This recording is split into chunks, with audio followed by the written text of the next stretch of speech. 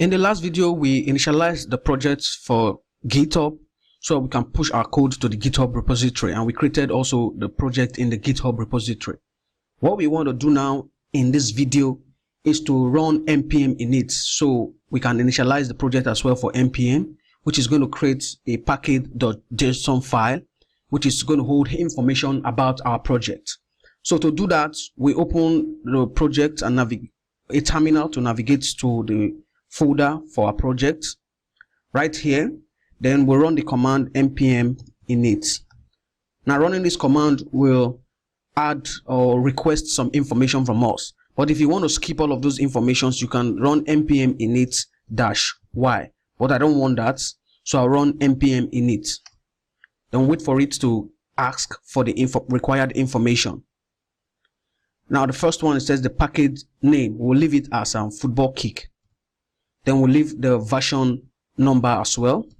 Then description, we could add a description, a chat application for or built with Node, MongoDB, Express, and sockets.io. So a chat application built with Node, MongoDB, Express, and sockets.io. Then entry point, we can leave that. Later we'll create a server.js file or app.js file. Test command, for now we'll leave that as well. Now the Git repository, since we already added the initialized for Git, it's adding the link here. So keywords, we could leave that, or we could add it later. Author, you could write your name. So license, leave that. Then we hit enter.